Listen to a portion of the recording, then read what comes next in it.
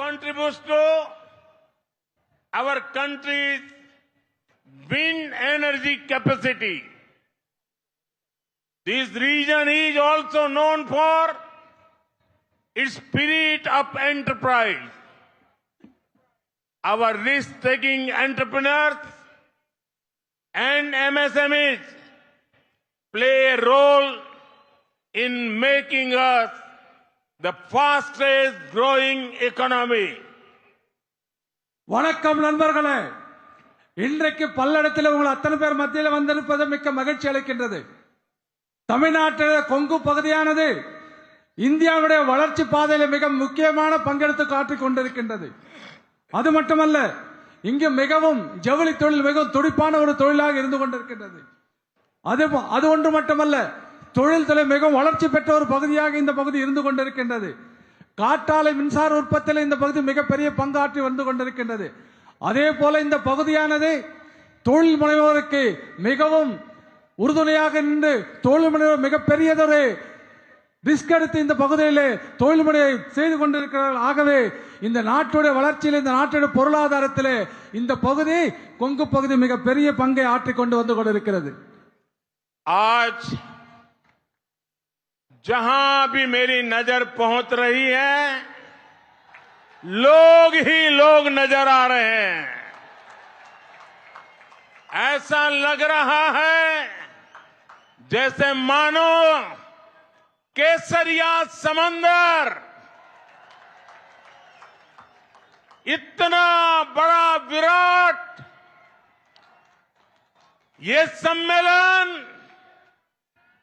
आप सब इतनी बड़ी तादाद में हम सबको आशीर्वाद देने के लिए आए. मैं आपका हृदय से बहुत बहुत अभिनंदन करता हूं. நண்பர்களே, இவ்வளவு பெரிய மக்கள் கூட்டத்தை பார்க்கின்ற பொழுது மிகப்பெரிய காவி கடலை கண்டது போல இருந்திருக்கிறது. இந்த மாநாட்டில் வந்திருக்கிற அத்தனை பேருக்கும் எனது மனதார்ந்த வாழ்த்துக்களும் நன்றிகளையும் தெரிவித்துக் கொள்கிறேன். जो लोग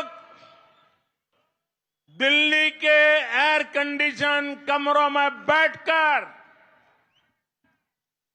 देश को टुकड़ों में देखने की कोशिश करते हैं, देश को टुकड़ों में बांटने की कोशिश करते हैं, वो जरा आकर के देख ले, तमिलनाडु हिंदुस्तान का भाग्य बनाने वाला ये राज्य आज आपकी आंखों के सामने है. நண்பர்களே, டெல்லியில ஏசியில் அமர்ந்து கொண்டு தமிழ்நாட்டை பார்த்துக் கொண்டிருக்கிறார்கள். ஆனால் தமிழகம் இந்த தேசியத்தை பக்கம் இன்றைக்கு இருந்து கொண்டிருப்பதை இன்றைக்கு வந்திருக்கிற இந்த கூட்டத்தின் மூலமாக நீங்கள் அத்தனை பேரை நிரூபித்துக் கொண்டிருக்கிறீர்கள்.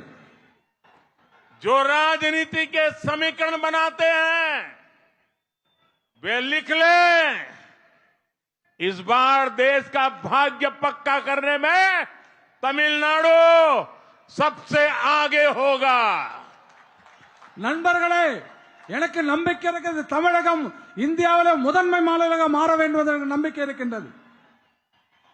मैं तमिलनाडु का जितना आभार व्यक्त करूं, मेरे पास शब्द कम पड़ जाएंगे. நண்பர்களே, எனக்கு தமிழகத்தில் ஒரு 5 விஷயங்களோடு சொல்வதில் எனக்கு மகிழ்ச்சி பெருமை கொள்கிறேன். साथियों, 2024 में आज तमिलनाडु की सबसे ज्यादा चर्चा हो रही है, क्योंकि तमिलनाडु देश में विकास की राजनीति का, नई राजनीति का सबसे नया वाइब्रेंट सेंटर बनने जा रहा है. 2024 में तमिलनाडु एक नया इतिहास रचने जा रहा है. जो ऐतिहासिक एनमन एन मक्कर पदयात्रा आज पूरी हुई है, वो इसका सबसे बड़ा सबूत है. मेरे तमिल भाई बहनों ने एन मक्कल यात्रा को जो समर्थन दिया है वो अभूतपूर्व है। நண்பர்களே, 2024ஆம் ஆண்டு தமிழகத்திலே அதிகமாக பேசப்படுகின்றது பாரதிய ஜனதா கட்சி குறித்து மட்டும்தான். தமிழகம் இன்றைக்கு நாட்டினுடைய புதிய அரசியல் வளர்ச்சியிலே புதியதொரு மையமாக இன்றைக்கு மாறிக்கொண்டிருக்கின்றது. அது மட்டுமல்ல, தமிழ்நாடு வருகின்ற 2024ஆம் ஆண்டு ஒரு புதிய சரித்திரத்தை படைக்க இருக்கின்றது. அதற்கு முன்னோடியாக இன்றைக்கு இந்த வரலாற்று சிறப்புமிக்க எண்மண் நென்மக்கள் என்ற யாத்திரை வெற்றிகரமாக இன்றைக்கு உங்கள் முன்னாடி முடித்து நின்று மிகப்பெரிய சான்றாக இருந்து கொண்டிருக்கிறது. அது மட்டுமல்ல, தமிழகத்தில் அனைத்து சகோதர சகோதரிகளும் இந்த யாத்திரைக்கு நீங்கள் அளித்த ஆதரவு வரலாற்றில் இதற்கு முன்பு எப்பொழுதுமே இல்லாதவர்களுக்கு மிகப்பெரிய ஆதரவை நீங்கள் கொடுத்திருக்கிறீர்கள். साथियों, एन मक्कल ये यात्रा अपने नाम की वजह से भी बेहद खास रही है। हर भाजपा कार्यकर्ता के लिए इस मिट्टी का कण कण ईश्वर के समान है।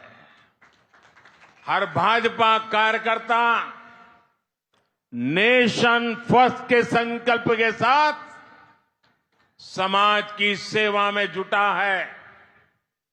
मैंने भी देखा है कैसे समाज के हर एक वर्ग ने इस यात्रा के दौरान बीजेपी के लिए अपना समर्थन, अपना आशीर्वाद दिया है।